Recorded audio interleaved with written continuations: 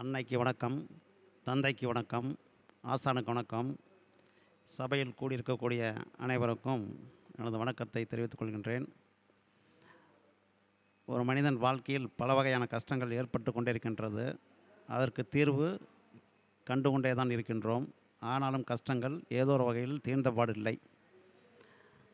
ஆக ஒவ்வொரு வகையிலும் பரிகாரங்கள் தேடிக்கொண்டிருந்தாலும் நான் சொல்கின்ற பரிகாரத்தை செயல்படுத்துமானால் ஒரு சில முன்னேற்றங்கள் காண முடியும். அனுபவ ரீதியான உண்மை.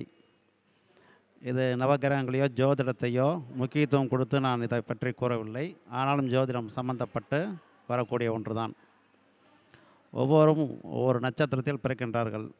அந்த நட்சத்திரத்திற்கு பஞ்சபட்சி என்றோ அல்லது பஞ்சபூதங்கள் என்றோ பிரிவுகள் பிரிக்கப்படுகின்றன.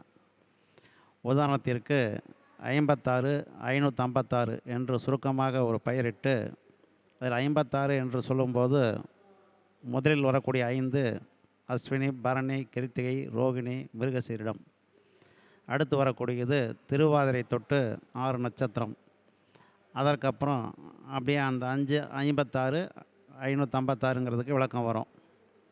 இப்போ பார்த்தீங்கன்னா ஒவ்வொருத்தரும் ஒவ்வொரு பட்சியில் பிறந்திருப்போம். அது பஞ்சபூதத்தில் ஒரு பூத தத்துவத்தில் பிறந்திருப்போம். அந்த பஞ்சபூத தத்துவத்தில் பச்சின்னே வச்சுக்குவோம். ரெண்டும் ஒன்று தான். இப்போ வல்லூர்னா மண் பஞ்சபூதத்தில், ஆந்தைன்னா நீர், காகம்னா நெருப்பு, கோழின்னா காற்று, மயில்னா ஆகாயம். இப்படி பஞ்சபூதம் பஞ்சபட்சின்னு பிரிச்சிருக்கிறோம். ஒருவருடைய பட்சி அரசாக இருக்கும்போது அவங்க அரசனை போல் இருக்கக்கூடிய சக்தி இருக்கும். அந்த நேரம் பார்த்து அவங்க ஒரு காரியம் செஞ்சாங்கன்னா அது முழுமை பெறும். சுருக்கமாக சொல்ல போனோம்னா, கடன் வட்டி கொடுத்தாலும் கூட அந்த நேரத்தில் கொடுத்தோம்னா தனக்கு தகுதி இருக்கிறதுனால கொடுக்குறோம் அப்படிங்கிற மாதிரி அது தன்னை குறைவு இல்லாமல் மெயின்டெனன்ஸ் பண்ணும்.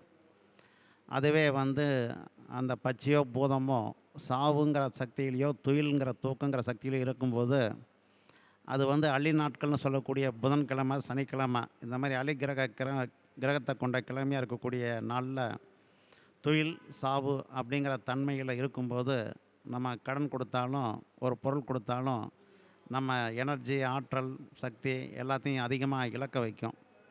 இதுவே அரசுங்கிற நேரத்தில் அதிகார பட்சி நாள்னு சொல்லக்கூடிய நாளில் அரசுங்கிற நேரத்தில் நம்ம கடன் தீர்த்தாலும் பணம் கொடுத்தாலும் உதவி செஞ்சாலும் நம்ம குறைவு ஏற்படாது. நமக்கு அதாவது நம்ம கொடுக்கக்கூடிய அளவுக்கு நமக்கு சக்தி இருக்குங்கிறத தான் அது கொடுக்கும்.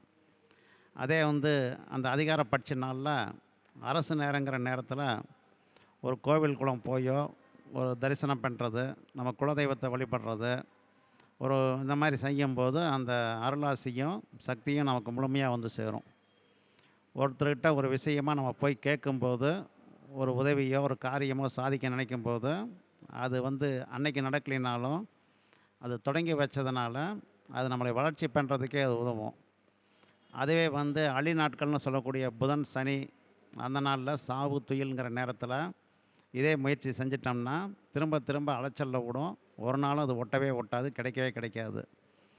ஆக பார்த்திங்கன்னா இதுக்கு தேவை என்னன்னு பார்க்கும்போது பெரிய விஷயமெல்லாம் கிடையாது.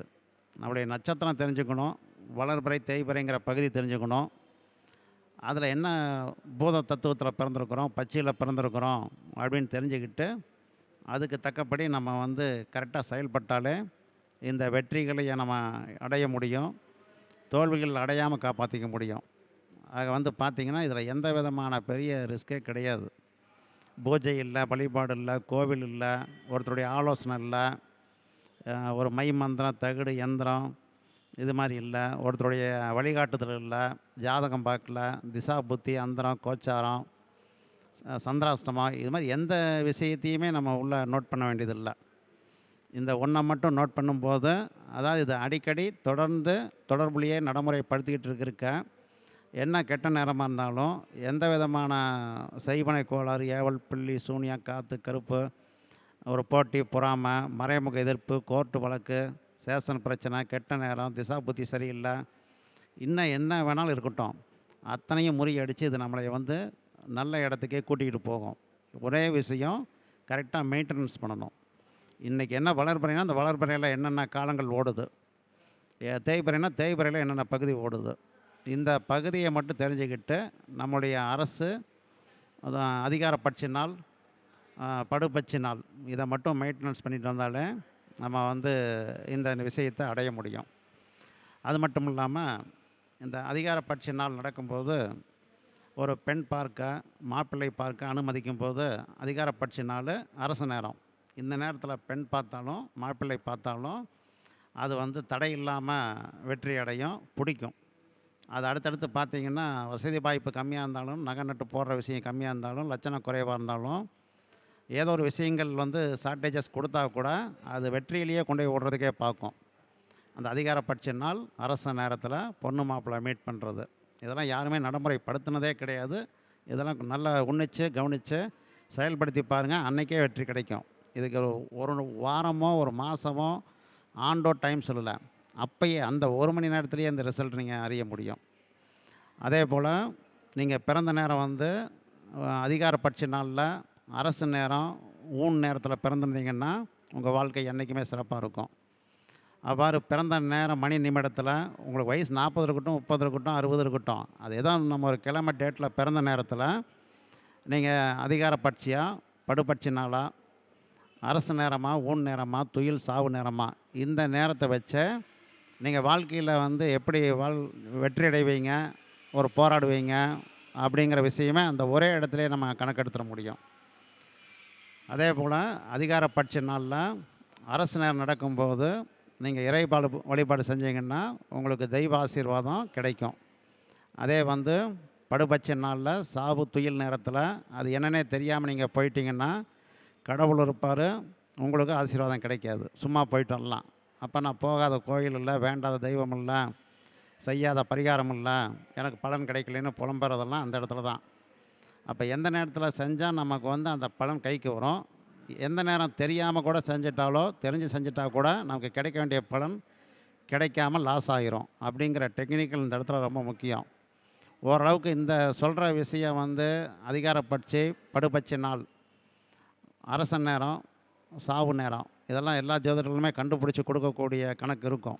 அதனால் வந்து இந்த காணொலியை வந்து தமிழக மக்கள் மற்ற எங்கே மக்கள் வாழ்கிறவங்க இதை கவனித்து அவங்கவுங்க ஜோதிடர்கள்ட்ட இந்த விவரங்களை தெரிஞ்சு வாழ்க்கையில் நல்ல பலன் அடையணும்னு சொல்லி கேட்டுக்கொண்டு, திரிசக்தி ஜோதிடம் ஆய்வகம் 6வது கருத்தரங்கமாக இது நடந்திருக்கு. இன்றைக்கி காலையிலிருந்து ஜோதிட ஆசிரியர்கள், ஜோதிட ஆர்வலர்கள், ஜோதிட மாணவர்கள், பொதுமக்கள் அனைவரும் கலந்து கொண்டு இந்த விழாவை சிறப்பாக நடத்தி கொடுத்துருக்கீங்க. அதற்கு எனது நன்றியை தெரிவித்துக்கொள்கிறேன். அடுத்தாப்பில் வரக்கூடிய மார்ச் மாதம் 2025 29ஆம் தேதி மார்ச் 29 2025 அன்றைக்கி சனி பயிற்சி விழா நவகிரக பயிற்சி நடக்குது. அதுக்கு அனைவரும் வந்து கலந்துக்கணும். ஏற்கனவே நோட்டீஸ் எல்லாத்துக்கும் கொடுத்துருக்குறோம். அதற்கு அடுத்தாப்பில் குரு பயிற்சி ராகுகேது பயிற்சியை பற்றியும் தேதி அறிவிக்க போகிறோம். அதில் வந்து அவங்களுடைய பிறந்த நட்சத்திரம் ராசி குலதெய்வம் கொடுத்தவங்களுக்கு அவங்க பேர் சொல்லி நவகிரகத்துக்கும் சனி பயிற்சியினுடைய கணக்குக்கும் அர்ச்சனை செஞ்சு பரிகார பூஜைகள் செய்ய இருக்கிறோம். இதே தங்கவேல் மண்டபம் திருப்பூர். அடுத்தாப்பில் பார்த்திங்கன்னா இந்த பஞ்சபட்சியை பற்றி இப்போ ஒரு சுருக்கமாக உங்களுக்கு சொல்லியிருக்கிறேன். இந்த பஞ்சபட்சியில் பார்த்திங்கன்னா திருமண விஷயத்தையும் நம்ம பொருத்தம் மேட்ச் பண்ண முடியும். இப்போ வல்லூருங்கிறது மண் பூதம், ஆந்தைங்கிறது நெருப்பு பூதம், காக்காங்கிறது ஆந்தைங்கிறது நீர் பூதம், காக்காங்கிறது நெருப்பு பூதம், கோழிங்கிறது காற்று பூதம், ஆகாயங்கிறது மயில் பூதம், மயில் பச்சி.